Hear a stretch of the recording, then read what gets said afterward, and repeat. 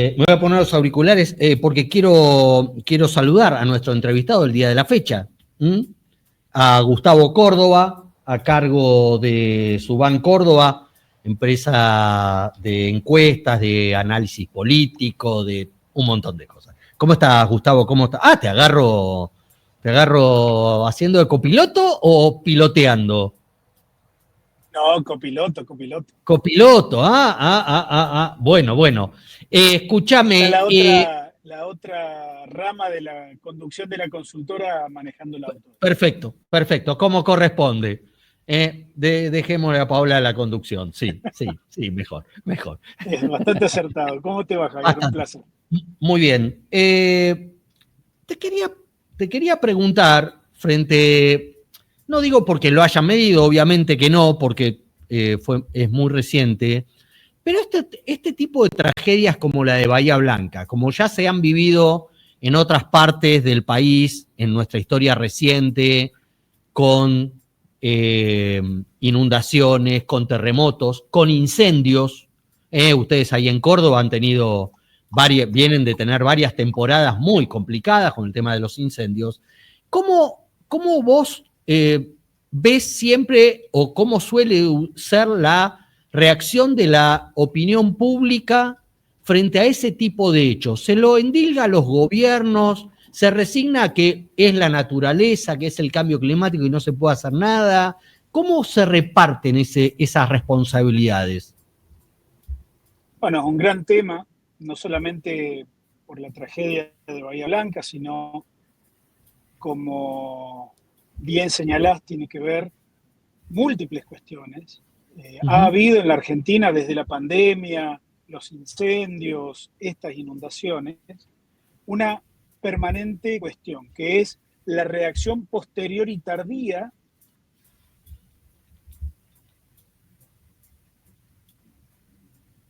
Se me pierde. Se me congeló Gustavo. Sí, a ver si lo podemos recuperar. Ahí está. Ahí sí. Te tenemos de nuevo. Yo te diría que es mucho más importante el trabajo previo, el ponerse de acuerdo antes, no la foto. Antes de la foto hay que ponerse de acuerdo. Hay que evaluar políticas de riesgo, hay que tener o adquirir una cultura de gestión del riesgo, que eso es inexistente. Fíjate que todo el planteo que vos hiciste en la introducción, que comparto en gran medida, yo le agregaría como el más importante la ausencia de una formación específica de los gobiernos y de los estados provinciales, nacionales y municipales en materia de la gestión del riesgo. La gestión de la comunicación del riesgo sería un segundo punto en el cual también ahí se adolece de una preparación suficiente, ¿no? Y las consecuencias las paga la sociedad. Entonces yo te diría, Javier, sin temor a equivocarme, que es por ahí. Le agregaría también el rol o la responsabilidad de los desarrollistas, que no tienen en cuenta la topografía, que no tienen en cuenta por dónde pasaban los ríos o arroyos, que construyen sin que haya un mañana, ¿no? Sin que haya consecuencias en un mañana. Lo vemos cuando te prenden fuego un bosque para poder construir después y se dan cuenta que por ahí justo pasaba el cauce de un río y cuando hay una crecida se lleva puesta las casas. Esto lo vemos mucho en la zona serrana, en Córdoba, en Mendoza. Así que hay que tener, creo yo, una cuestión previsión de gestión del riesgo previo a todo esto, ¿no? El gesto ex post, cuando ya la tragedia la tenés encima, no sirve de nada, es solamente una cuestión paliativa y nos deja a todos con una sensación de frustración realmente enorme, ¿no? Frente a un escenario agrietado, como el que venimos teniendo, un escenario político en los últimos lustros, digamos, no es nada nuevo. Frente a este tipo de sucesos, mira, yo por algún tema lo voy a tener que hablar en terapia, no incluí la pandemia, y tiene que estar recontra incluida la pandemia, también es una confirmación de sesgos, es decir, quien está a favor, en este caso hoy, con el tema de Bahía Blanca, quien está a favor de Milei o le simpatiza a Milei, le va a echar la culpa a Kicillof. Quien está en contra de Milei o de los libertarios va a bancarlo a Kicillof y va a marcar que esto pasa porque no se invierte en obra pública o este gobierno dejó de invertir en obra pública. ¿Pasa esto de que es otra vez, se utiliza, o gran parte de la opinión pública o de quienes suelen ser encuestados, lo utiliza para confirmar sus razonamientos? No, yo te diría que eso es más propio de la miseria de la política pura. Okay. Sí, creo que a partir de la pandemia, la sociedad, en general la sociedad latinoamericana, es como que espera mucho más que los gobiernos pueden darle. Eso genera sobregeneración de expectativas, genera imposibilidad de los estados nacionales de poder satisfacer las expectativas de la sociedad y genera una frustración muy grande. Mirá, en América Latina desde la pandemia hasta el día de hoy, Javier, ha habido 21 elecciones presidenciales. Separando Ecuador, que la moneda todavía está en el aire, vota en balotaje dentro de 20 o 25 días. Sí. En las 20 restantes, en 18 de 20 ganaron las oposiciones. Claro. Independientemente de que se traten de gobiernos progresistas o conservadores, ganó la oposición. ¿Por qué? Por esto que claramente las expectativas superan la capacidad de los gobiernos de poder satisfacerlas.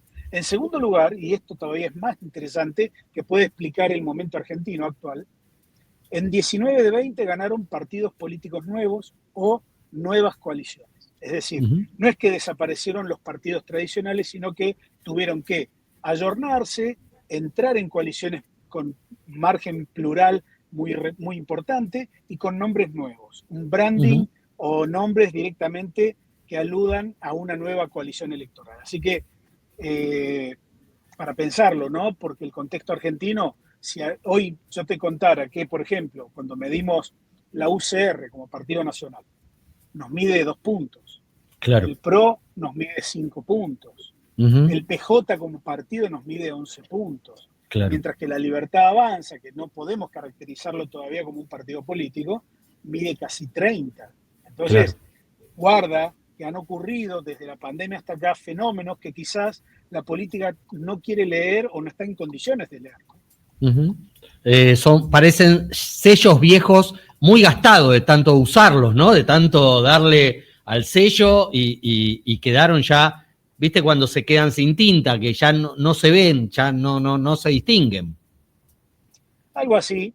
Yo lo que creo es que cierta modernidad que adquirió la sociedad argentina, todavía la política tradicional no está en condiciones de leerla. Milei la leyó mejor que el resto.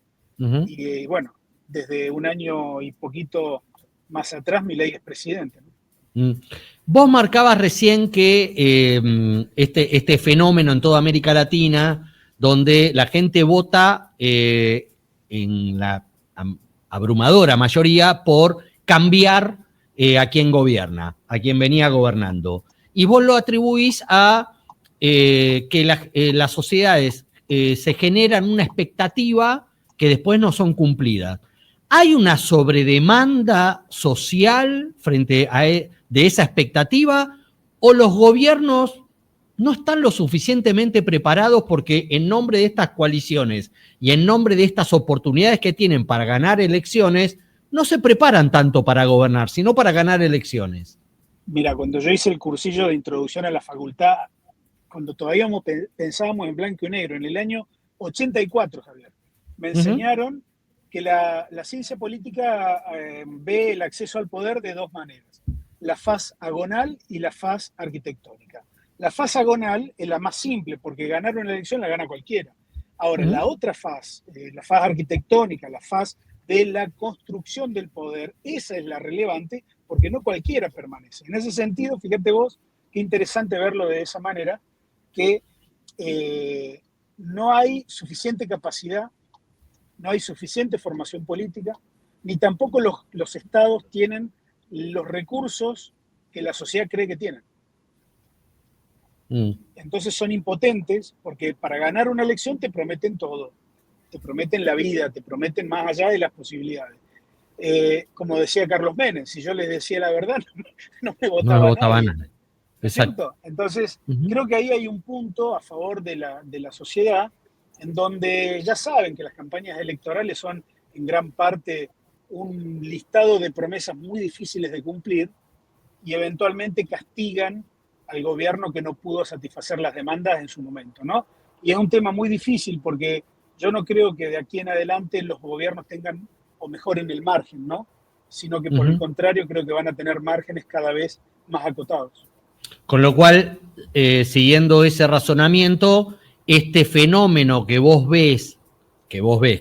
destacás respecto a las elecciones en América Latina, vislumbrás que solo se va a profundizar y que las excepciones van a confirmar esa regla en todo caso.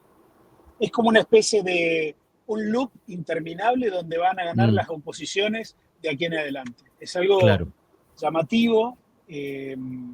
Habla también de la incapacidad de formar coaliciones pensando en la gobernabilidad, ¿no? Porque muchas veces en estas épocas, ¿no? La intolerancia, la grieta, la apelación constante a la división política de una sociedad te hace ganar las elecciones de una manera importante, ¿no? Incluso de manera apabullante. Pero no es lo mismo el consenso que necesitas a la hora de tomar decisiones en la gestión de gobierno. Lo vimos en el gobierno de Alberto Fernández, lo vimos en el de Macri, lo estamos viendo ahora. Hay un defecto, Javier, en la política, de creer que cuando son fuertes no necesitan negociar. Entonces la emprenden y van contra los molinos de viento. Y después cuando son débiles, nadie quiere negociar con ellos justamente porque son débiles. Este es un tema apasionante que me parece que todavía la madurez política de la sociedad argentina no ha permitido abordar de manera muy profunda, ¿no? Gustavo Córdoba, de la empresa de encuesta Suban Córdoba, de análisis político, asesoramiento político. Muchas gracias por este rato desde tu auto y te mandamos un abrazo extensivo a la conductora, por favor. Dale, un fuerte abrazo para vos también. Un abrazo.